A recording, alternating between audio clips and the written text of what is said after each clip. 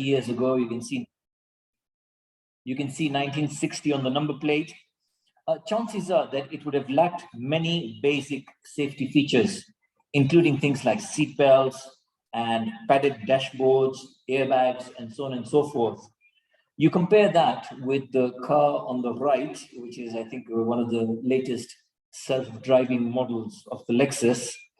That comes equipped not only with passive protective features such as airbags and crumple zones, but also with active safety features like automatic emergency brakes and collision avoidance assistance, forward collision warning, blind spot warning, and lane departure warning, and so on and so forth. By the way, this is not an advertisement for Lexus, just in case you think, we're no longer talking about internal audit. We're still on the topic of internal audit. So internal auditors are much like the safety systems of the modern enterprise. If you think back about what is the purpose of these safety systems, for example, brakes. Brakes allow the driver to go faster. And similarly, internal auditors are much like the safety systems of the modern enterprise. They actually help to close gaps, to anticipate issues, and to mitigate risks so that organizations can perform better and faster. But are internal auditors evolving fast enough to keep up with challenges taking place around them? This question, it bears consideration, particularly at a time when organizations are being disrupted at an unprecedented pace. New digital technologies such as cloud and artificial intelligence, these are rewriting business models and operations. Regulatory pressures are consistently and continuously on the rise, and the types and complexity of organizational risks is steadily increasing. Therefore, to stay relevant in this rapidly changing business landscape, internal audit must be able to innovate and reinvent itself. We have to stop doing things the way that we've always done them. And just because that's the way we've always done them, that has to really stop. With that in mind, let's look at some of the trends that are going to shape the future of the internal audit. Privacy compliance will become a key focus for internal audit. Over the past few years, the world has seen a massive increase in data privacy regulations, both at the state level and at national levels. Many organizations are struggling to keep up with these regulations.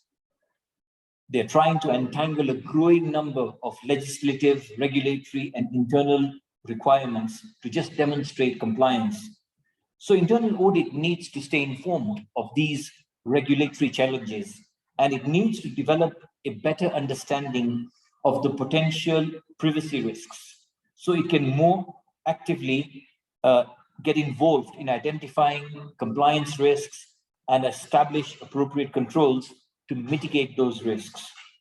Internal audit must start incorporating privacy considerations into its enterprise risk assessment and determine how equipped the organization is to respond to new regulations as well as sustain ongoing compliance.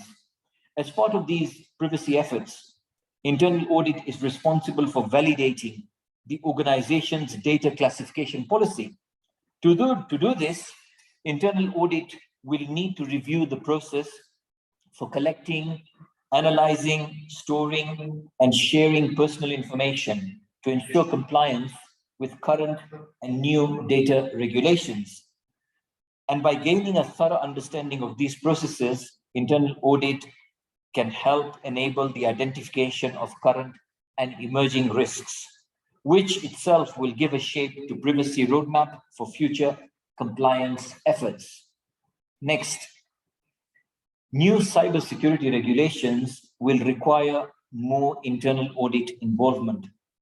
As we all know, cyber threats are continuing to increase in frequency and complexity, with each day bringing the potential of another disaster. in terms of data breach. Public companies in particular are undergoing regulatory pressure to demonstrate how they are mitigating cyber risks, including internal controls. These compliance requirements push internal auditors into the world of cybersecurity. From required board oversight to data incident disclosures to insider trading regulation, internal audit must evaluate the existing policies that address the requirements from internal bodies and show external auditors that adequate controls are in place. A few key steps that auditors can take to help ensure compliance. Let me give you some examples. Revisit, for example, and if necessary, refresh data security public disclosures to ensure compliance with relevant laws. Consider the adequacy of internal controls and procedures for identifying cybersecurity risks and incidents as part of the design and effectiveness of a company's disclosure controls and procedures. Another example, update existing enterprise-wide data security policies, plans, and procedures. Also, revise codes of conduct and internal securities trading policies to ensure, as appropriate, security trading restrictions are put in place upon the detection of a material cybersecurity incident. The next thing is that boards will become more involved in cybersecurity. By providing an independent, objective evaluation of an organization's existing controls, internal audits can play a crucial role in helping organizations manage potential cyber threats. However, with cyber threats on the rise, security breaches are at an all-time high, and new regulatory pressures, cybersecurity is now becoming a top priority in boardroom discussions. So boardroom members want to gain a comprehensive view of risks, both inside and outside of the organization. And as involvement in cybersecurity risks grows, company boards are going to rely more and more on internal audit teams to communicate these risks and effective methods for countering them. During these discussions, internal audit will need to educate board members on the steps taken to test the organization's cybersecurity program and to validate its effectiveness. The next area that's going to shape the future is third-party risk management. This is going to become a key concern. Reliance on third-party vendors for essential business functions has continued to grow. And at the moment, companies can share confidential information with as many as 500 third parties. And more than 50% of companies say they've experienced a data breach in the past year due to a third party or vendor. So many organizations are unsure where their data goes or who has access to it once it is shared with a third party. And this can lead to non-compliance or to penalties, legal action, and even reputational damage. As third-party relationships increase and organizations' exposure to new risks, formalizing an effective third-party risk management program to mitigate these risks will become a common practice in the future in internal audit. Internal audit can assist in this process by reviewing the existing third-party relationship management program to assess processes and controls, including things like third-party selection, contract negotiation, ongoing monitoring of third parties, and even termination, for example, termination of vendor relationships. Internal audit can also assist in terms of validating the program and to make sure that it's meeting organizational concerns in various areas, such as in data privacy, in cybersecurity, in contracts, in business strategy itself, and so on. Internal audit can also assist in evaluating management's oversight of vendor performance and contractual obligations with third parties. The next area that's going to shape the future of internal audit is digital business transformation. Many organizations, as we know, are going through a huge digital transformation, implementing new technologies and processes which make their businesses more efficient. Give you an example, intelligent automation, such as RPA, robotic process automation. This is continuing to expand at a rapid pace, and it's going to play a key role in all businesses in the future. RPA allows for tasks to be completed in a systematic manner and free from change, free from any variations, which increases efficiency and it increases accuracy. As companies start this business transformation, internal audit must remain cognizant of the risks these technology changes can bring with them. And despite the value that tools like RPA can bring, internal audit will need to help guide the company in areas, for example, how will access to data and systems be handled when you're implementing a new RPA? What controls will be put in place to monitor the performance of these new tools? Who will design and monitor the controls?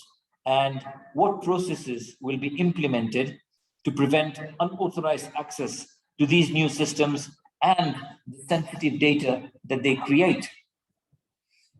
Another area that is going to remain key in the future is integrated risk management.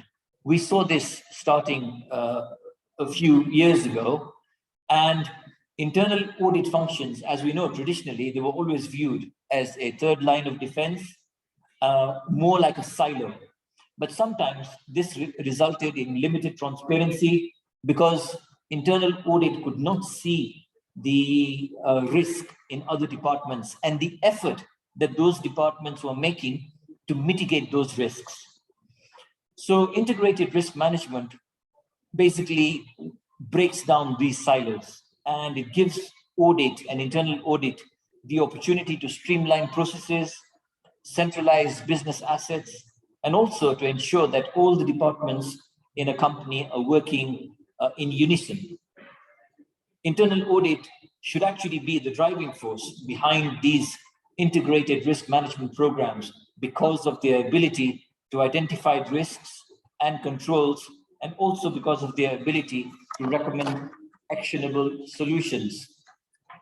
And the last trend, these are obviously not the only trends, but I've only picked on some of the major ones, is that internal audit will leverage data analytics to manage the vast availability of data. The amount of data today is around 100 zettabytes, which is nearly 100 times the number of stars in the observable universe. And what's a zettabyte? For those who might not have heard of this, it's 2 to the 70th power bytes, or 1 sextillion bytes. In other words, this is the equivalent of about 700 billion Blu-ray discs, or 33 million human brains, or 330 million of the world's largest hard drives. So it's a big, big number, but that's how much data there is. So with businesses handling more data than ever before, the potential risks are even higher. And data analytics has significantly changed the field of internal auditing, particularly in this respect. It's transformed manual processes into automated ones, and it's improved the accuracy of audit results. It's also provided invaluable insights to management, and it's increased the ability to identify and assess risk right across the enterprise. In future, more internal audit departments will integrate data analytics as a core competence, as a core capability across all the areas of the business, bringing a much wide variety of benefits. For example, you're going to get a better comprehensive view of the business. It's going to help in identifying risk earlier in the internal audit process. It will clearly reduce time and effort. And at the end, I think Neverland is going to talk about just how much time and effort can be reduced. And also, it's going to reduce audit costs. I mean, this gives you some idea of the trends that are going to shape internal audit in the future and are already shaping internal audit now. I'm going to hand over to my colleague, George, to take you through what are the things that you need to do to arm yourself to be ready for these challenges. George? Thank you, Zahir. We'll be looking in a short while the skill requirements for the future internal auditor. But before we get there, let's quickly look at how a traditional auditor is. A traditional internal auditor was hived off from the accounting profession, having competence requirements from for audit professionals with a qualification as a professional accountant, holding an undergraduate degree or its equivalent, satisfying regulatory requirements within the jurisdiction in which they operate in. And the expectations from the training was they'll acquire knowledge content regulated by the institute or the examining bodies through which they underwent the training. They'll acquire professional skills as they're going along that training and develop professional values and ethics and attitude along the way. They'll also obtain practical experience on those jobs, and over time, some continuing professional development, specifically to comply with the accounting professional requirements.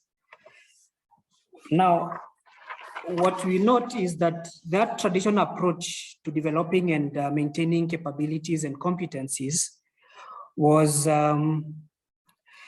somehow has been molded by those advanced professional education that have been pursued in classroom academic institutions or by the professional bodies which they underwent through, on the job trainings and experience in which they've passed through, or the on-job training.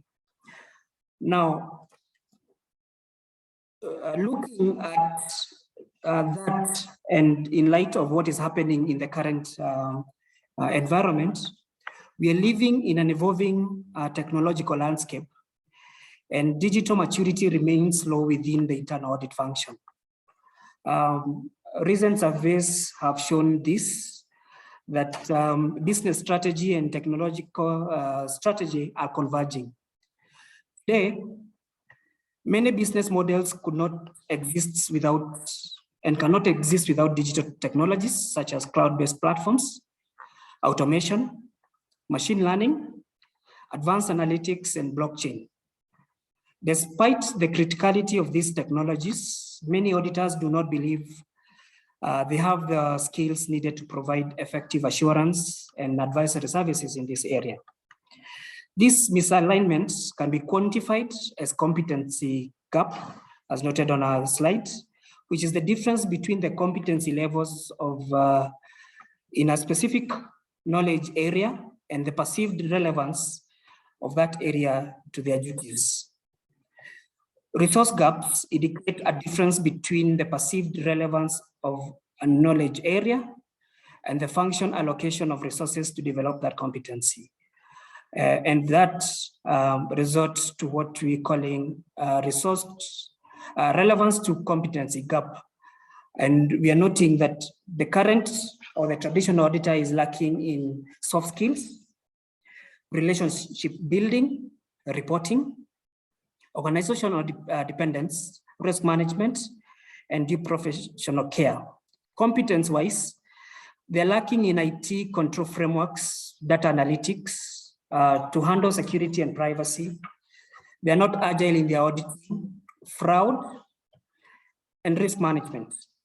These are things that have been identified in a survey that was done by the Internal Audit Foundation and IAA in assessing the internal audit competency a year ago. CCA as part of their research, examined what competencies and skill would be needed in the future to manage and cope with the technological development. Noting that technological empowerment can be a double-edged sword, IT skills are paramount, yet extremely short-lived. Even trained IT professionals who find themselves out in the workplace for an extended period rapidly suffer skills erosion and can struggle to re-enter the workplace. The research provided insight into the required future skills and how they may change, and this include data quotient. We are looking at intelligent quotient, creative quotient, digital quotient, emotional quotient, vision quotient, and experience quotient. Now, a survey done by World Economic Forum in 2020 on the Future of Jobs survey picked out the top 5 skills that would be required for 2025 as analytical thinking and innovation, active learning and learning strategies, complex problem solving, creativity, originality, and initiative, with applied knowledge in big data analytics, machine learning and artificial intelligence, automated assurance, risk-based audits, and cybersecurity. The future auditor therefore will require additional characteristics like being visionary and instinct, with clear instincts, able to see the bigger picture, people skills, decision-making ability, leadership, among other technical skills that we understand would be required, like problem solving, project management, data analytics become critical, and leadership. And more specifically on the survey that was done by IIA, within the next 12 to 24 months, the internal audit function would require the internal auditor to be aware of cloud and virtual computing and environments, how disruptive technology is working around them, extended enterprise risk management that has been mentioned by Zahir, and business continuity and crisis management. The question we ask ourselves then is, how do we then shift from the current skill set that the traditional auditor had to be able to mold the future auditor to cope with the changing evolution in technology? We've identified like a hybrid approach to this, which is a 4-part process depicting a learning approach that will work towards creating proficiency and developing resume building credential, where the chief audit executive and the internal audit practitioners work together to identify specialty that are needed by the organization and align with the interests of the auditor. You'll have to compartmentalize this knowledge or knowledge to the specific individuals that you have within your team. Execute a learning category that work towards molding each of the staff to cope with the changes. So that will work. A proposed approach to this would require for some self-study out of interest, to engage in basic general coursework and reading. For others, it will require participation and attaining complementary skills out of their own experience and interests, for example, in IT and data analytics. For others, it will require research and contribution, which demands sharing of knowledge and propelling them to the area of expertise moving forward. Now, the skill sets. Remember, we've mentioned that there is a huge inclination towards technology. Soon, the chief audit executive should be speaking data language. It should be possible to engage the IT teams on a conversation relating to things like data sets, tables, etc. And without quoting names, there are diverse solutions and tools in the market in each of the areas that we are looking here. The technological drivers requires the future internal auditor to have diverse knowledge in information technology, security, encryption, cybersecurity tools, AIs and robotic process automation that has been mentioned as a risk area, data analytics, ERP solutions and cloud computing. It's now a common thing to hear on the streets, IT streets, Internet of Things and connected devices, third-party risk management, audit management solutions, including forensic and data mining tools. So whatever solutions you will adopt will be dependent on your existing platform and technology in your organization, and the necessary background work is necessary by the chief audit executives. Similarly, there are some of you who are in transition, and as such, the chief audit executive will have to take up a solution that is dependent on the medium long-term plan of your organization. When it comes to reporting, many of us have been used to Excel and PowerPoint presentations.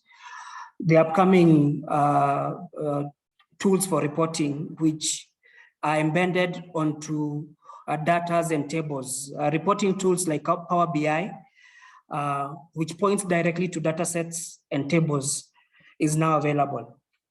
In the current age, organizations are developing continuous auditing tools that are providing 100% auditing, and the auditor is required to do, all the auditor is required to do is to deal with exceptions.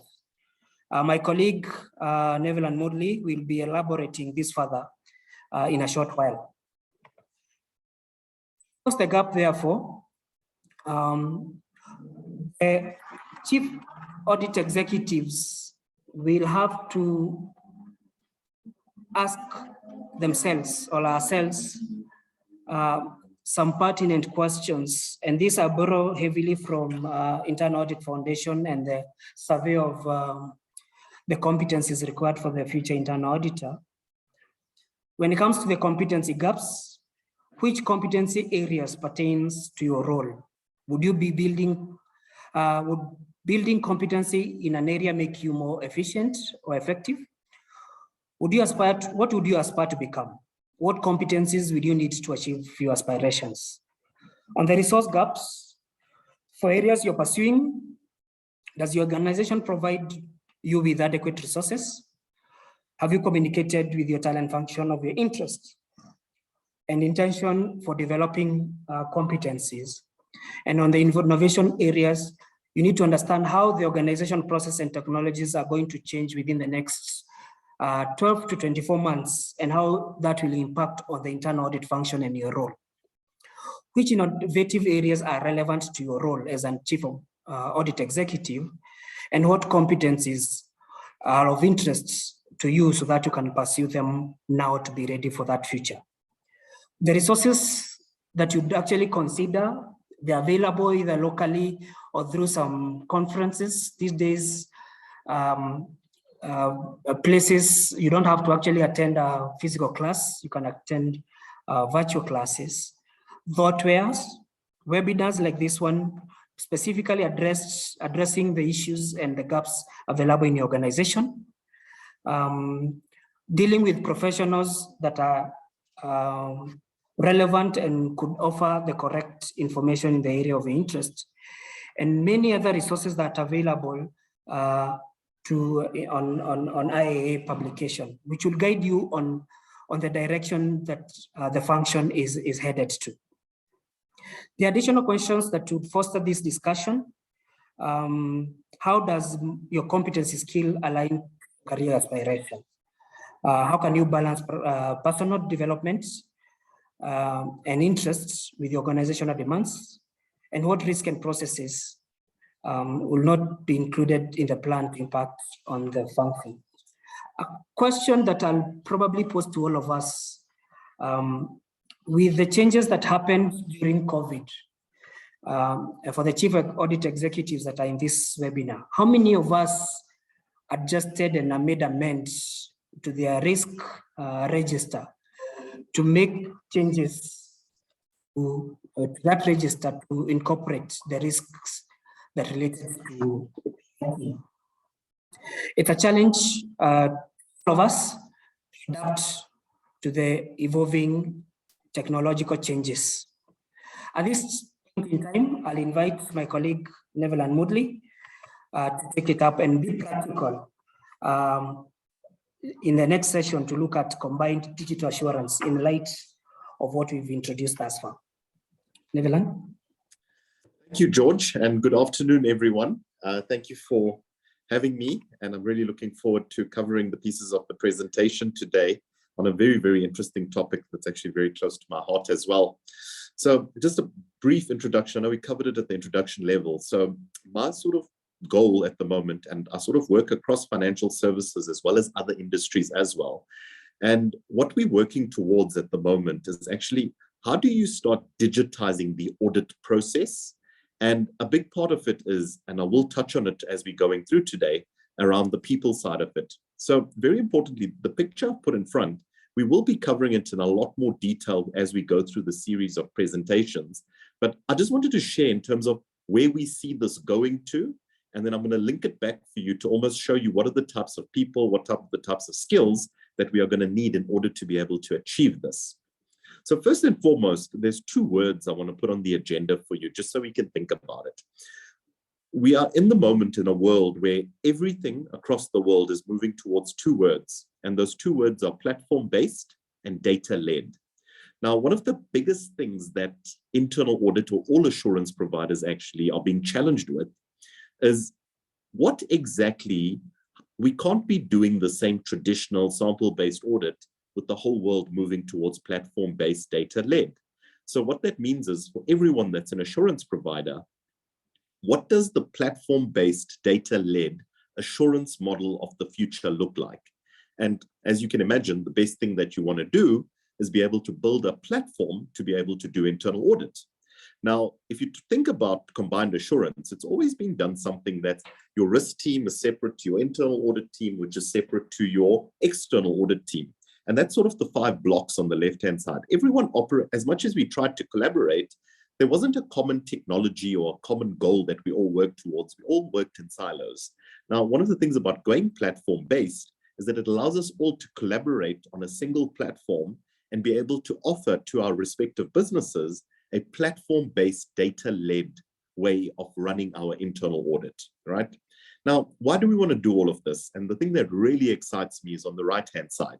And we'll share a couple of examples as we're going through as well, just to make it more real for you. So if you look at where internal audit is at the moment, it's very much very strongly sample-based. And what we sort of do is we select a sample, but we know that data volumes are increasing at a rate that's never been seen before. So to give you an idea, and I'll share a stat with you, did you know in the last 12 months across the world, planet Earth has doubled its data in the last 12 months and will continue to do so. In fact, the next doubling of data is expected to take 8 months. So if you look at the quantities of data, it's increasing exponentially as we know it right now. Now, what that means for everyone is your sample that used to cover a percentage of the population is becoming a very, very small percentage in a very data-driven world. So the long and short of it is we have to change, and we have to move to a place in terms of the benefits where we can cover everything, do it very quickly and do it very fast, be able to do it continuously, but at the same time, do it at a price point that's the same as if we were doing a standardized audit or traditional audit. Now, that's easier said than done from what we can see, but I'm here to tell you that it is very possible to do this. And I'm going to share some examples and real insights of organizations that have got it right and maybe use it as sort of use cases for you.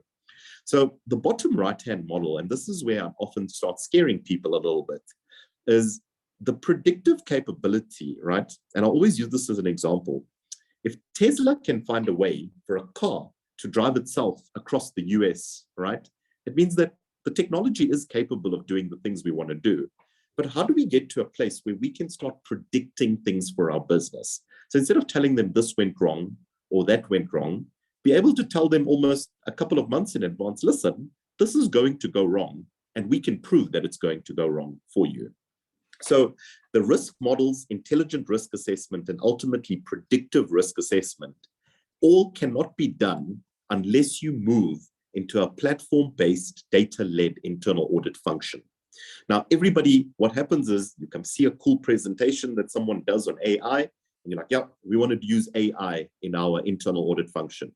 You can't do that unless you've moved through this process of actually moving towards platform-based data-led internal audit, and then you build on top of that. Now, what does this all mean? Let me make it very real for everyone. So I look after a client in South Africa, and in 2020, what had happened was, in January, no one was really talking about a COVID-19 lockdown. Now, on the back of their platform-based data-led audit approach, their little robot that was running around, which has AI capability as well, was able to write a report to the audit committee, again, with zero human intervention, and was able to tell them, you have a big risk that the world is probably going to go into lockdown, and South Africa will go down in lockdown in March. So you need to start looking for banking products that have payment holidays on it. Now, the report went to the audit committee at the time and the risk committees, written completely by a robot, start to finish, right? And they said the robot has gone crazy. And lo and behold, as we now know in hindsight, the robot was 100% correct, because it was able to suck in all of the data globally and was able to say, well, if China's getting a lockdown from a virus that's moving and can move through the air, it means it's going to hit South Africa. And it wrote an entire report. And at the time I was called in to look at it, and we're completely blown away by the capability of the technology. Now, that's the end goal. If you can add that amount of value in your organization, the spends within risk, internal audit, and external audit will increase exponentially, because what you are doing is you are predicting what's going to happen in the future that allows your organization to become incredibly profitable, right? So that is the backdrop, and I will explore this model in a lot more detail when we actually cover in our later sessions, right? But for today's topic, I just want to speak. So what are the type of people that need to be able to drive this end goal of moving into the world of providing evidence into the future and predicting what's going to potentially go wrong?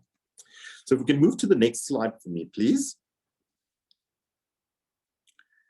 In all of these different processes that we do and all of these projects that we run, so we actually do a lot of strategic work in helping internal audit functions transform to become this predictive, have this predictive capability.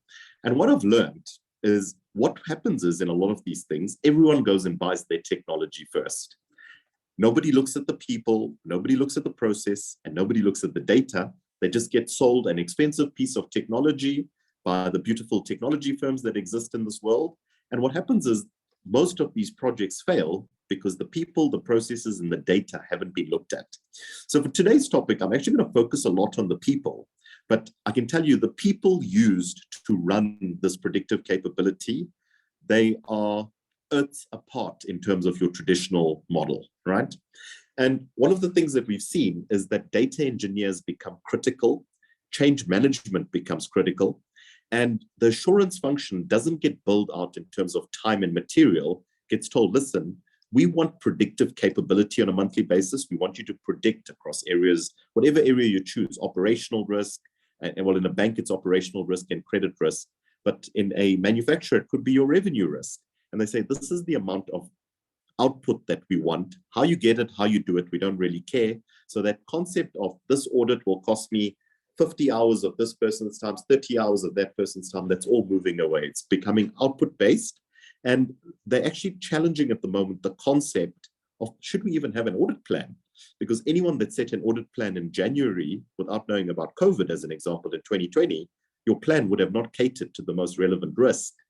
Now, why is it that in the current time that we're sitting in, we are seeing so much of change happening around us? And the one thing with all of us sitting in the room is people hate change, right? They absolutely hate change. They want to do the same thing all the time. As soon as you start changing people, they start to feel pressure, they start to feel stress, and they don't perform. So what we've seen is It's the same with your respective stakeholders. They don't want change. If you've written the audit report as a sample-based audit for the last 10 years, and then suddenly you give them this predictive report, they're not going to like it. So the ability to manage your organization into this new world of assurance is probably more important than any technology that you decide to choose. So getting your people, getting the right skills and getting the right skills that can change are very important. But why is it critical at the moment? It's because of something that I like to call Moore's Law. Now, what's Moore's Law? Moore's Law is effectively the rate of increasing change. Now, with technology at the moment, for all of us sitting on the call, the introduction of cell phones and the introduction of systems were probably two big changes in our lives that we saw that had a monumental impact on business as we know it. Now, with technologies coming out the way that they are, the prediction from technologists and futurists, which I completely subscribe to, is that we are going to see change, the equivalent of systems and cell phones coming out every 3 to 4 years going forward for the rest of our lives. Now, I want everyone just to stop and think about that for a second. You're going to see change that nobody from the time the earth started has ever seen ever before. Now, what that means is you need people that are adaptable to change. Otherwise, your function, you can never hit a static function, a static state of your function again. So it means forget about the skills. You're looking for personalities that embrace change, which I will touch on a little bit as we're going along. But just keep that as a thought for now.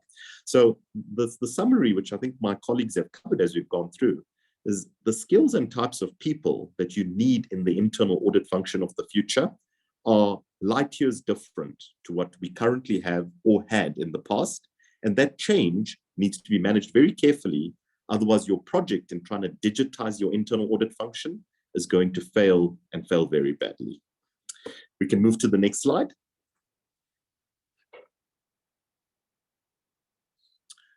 Okay, so one of the things that we've seen is that there are lots of new risks that are coming out. And I'm not going to hone in on every type of risk, but I'm going to take something like third-party risk. So most of these platform-based businesses, whether you're in a bank or whether you're in any organization, everyone's moving towards platform-based. So for example, they then decide they're going to use an API to onboard clients. Now again, don't worry about the technicalities of an API, right? But all it means is they're connecting up their systems to different types of organizations.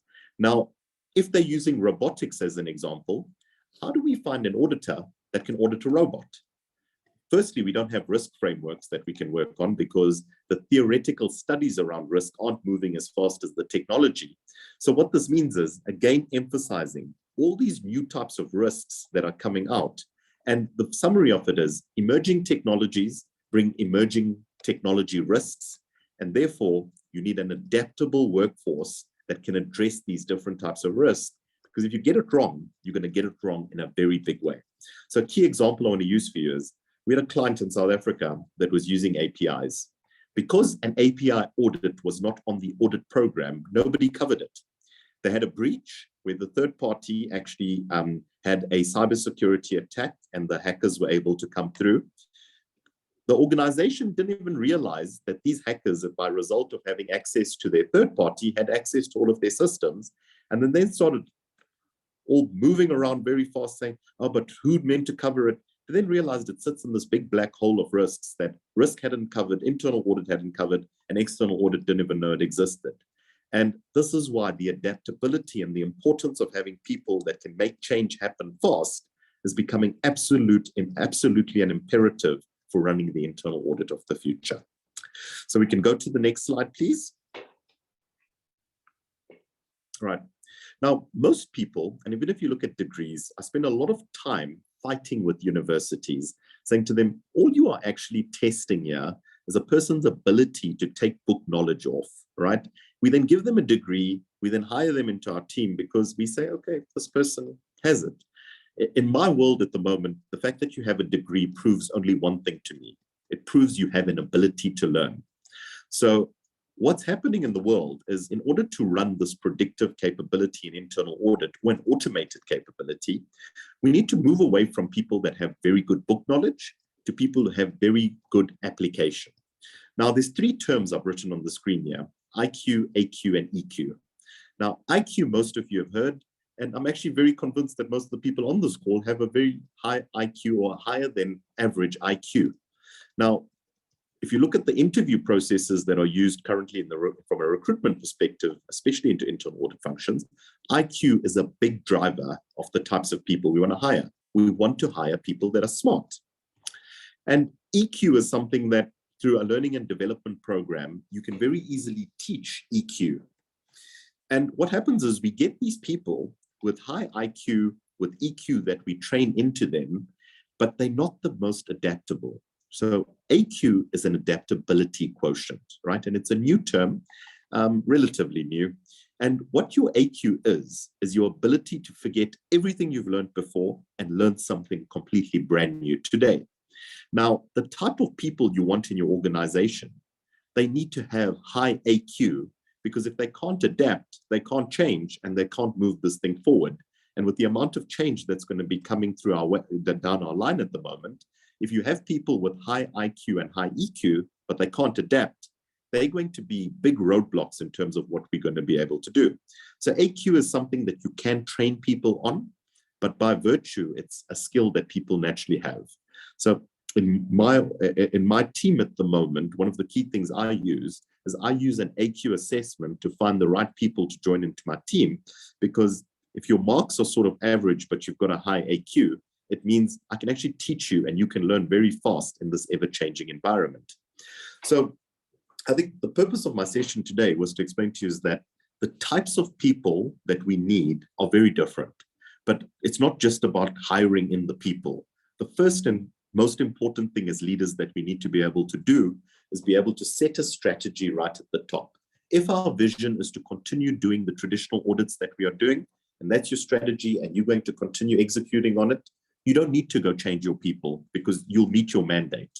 But if your mandate is to say, we want to be platform-based, data-led, and cover the emerging risks and the emerging business risks that are coming out as a result of this changing technology landscape, then we need to put that as our strategy and then be able to hire the people in to be able to execute on that strategy to make sure we can deliver on that strategy. And that is incredibly difficult and incredibly challenging. So yeah, I hope everyone found that incredibly useful. And that is it from me in terms of the people required to deliver the internal audit of the future. Thank you. Right. Thanks, Modley, and thanks to George and Zahir. I think that a couple of very interesting lessons have been shared over this, and there's been a couple of takeaways for many of us. And for me, some of the very interesting lessons that have been shared is that as organizations, we need to move. Modley, there's a couple of hand claps and thumbs ups going for you in the chat section. So I think that some of the very profound lessons that have been shared in this is that as organizations, we need to manage our appetite for people with book knowledge to people that are more flexible in terms of adaptability if we must survive in the future. But it's also clear that internal audit as a function has been evolving. We've moved from the traditional internal auditor to where we are today, and the future is also very bright. And obviously, the role of technology in all this is pretty obvious. It's unstoppable. So with that, we'd like to thank all our presenters. A few questions came in along the way, and many of them have been responded to as we went on. I see we have one question, or it was answered as well. Right, so George and Zahir, I am going to give you an opportunity to give what you think should be our take homes from this as we wait for other questions. And I'll start with Zahir, seeing that he was the first presenter. Zahir, seeing all that has been shared right from the start to where we are now, what are some of the things you think we can forget everything else, but not this particular aspect? Zahir? Yeah, as everybody can appreciate, we're living in a different world. And just the way, I'll go back to my first example, just the way the automobile has changed, from what we used to have. If you're driving one of those old ones now, and then you sit into a new one, it's just a whole world of difference. That is how internal auditors are going to have to upskill themselves. Really, there's going to be so much change in their lives, and not just in their lives, but in fact, in the lives of a lot of other finance professionals, who are used to, for example, CPAs, or even my own profession, which is fraud experts. Things have changed, and irreversibly. And if you're not picking up new skills, if you're not out there riding the new waves, then you're going to become irrelevant very, very quickly. So I think that's really the key lesson. We've got to upskill ourselves, we've got to follow the trends, and we've got to take a leadership role in our organizations, because you can see internal audit is evolving into a much, much more strategic focus, into a much more top management and board level support focus. And you can only do that, if you're riding the wave and you're riding the trends, and you're able to work with a multiplicity of teams across the organization. So that's my take, Moses. Thanks, Zahir. Thanks, Zahir. Again, change here is very obvious for all of us when it comes to internal audit. George, what are your thoughts? Thanks, Moses. Having started off as an accountant and then moving on to statutory auditor, and now being involved in internal audit and risk management, gone are the days when accountants would actually stay at the corner, wait for records to come in, to the current setup where organizations are automating almost everything, and you rarely find a document passing through your desk. That change is critical also to an internal audit or any chief audit executive, that they have to be, as mentioned by Moodley, adapt to the changing environment and be able to walk to an IT person and talk, as I said, the data language. Be able to engage in a conversation with them of, I received this information, this report, I have access on a Power BI and it's giving me this information. I need you to help me understand the data set. That's a language that each of the chief and audit executive in this room should be talking in another 12 to 24 months, that they can actually sit with an IT professional and engage them, understand what's the source of the data, what are the exceptions. Moodley has mentioned that the next generation of audit would actually be doing 100% audit, and you only deal with exceptions. It's common with automated sectors like banking, where the amount of data cannot allow you to do sampling. So that's the direction that this is taking, and we'll be looking at this further as we're going along by looking at how we'll be adapting to this changing methodology and digital environment. Thanks, Moses. George, thanks. And when you speak about data, we then come to have conversations around data privacy and the importance that several entities attach to this kind of privacy. And that reminds me that tomorrow we will be beginning the data privacy webinar series. So once again, we'll share with you all, we'll share with everyone on the call the invite for that episode. So please purpose to be there as and when you get the invite. Moodley, before I come to you, I want to say there are a couple of questions that I think are being sent your direction. Many of them seem to be technology related. And the first one comes from Mike. Mike asks, what are some of the cost-friendly tools that employers can use to test IQ, AQ, and EQ for potential internal auditors willing to join the internal audit department? The second question comes from Anthony, and Anthony asks, with the changes coming along, what's the future of the existing existing audit softwares? Right, I see a third question coming from our good friend Owuso. And he says the internal audit role has definitely evolved. Evidently, the qualified accountant is not necessarily the internal auditor of today. Curious as to how the internal auditor will remain relevant in a tech-savvy business space. In a tech-savvy business space, can we expect in the incoming session some insights speaking to internal audit tools? I believe the question here is, can we expect deeper conversations around the internal audit tools in the next episodes? Modley? Yeah, so I can just maybe jump in there very quickly. So I think the tools question was sort of what I touched on from a technology perspective, right? In terms of the approach and what we've got there. Now, we are going to cover this on later sessions, but I just want to touch on one thing very quickly. So current technologies and the ones that have been mentioned are very good at handling structured data. Now, in the world we live in at the moment, the global world we live in at the moment, is 99% of the data that exists is unstructured data. So which means the current tool sets that you use cannot allow you to extract all the information from unstructured data. Now, so what that means is, for example, if you're doing an audit where there's PDFs that get involved as an example, which is the standard case, you can't end up consuming that data through the current technologies. So a lot of the solutions I've worked with at the moment, which I will cover in a lot more detail, is we're working towards how do you do the 5-minute audit?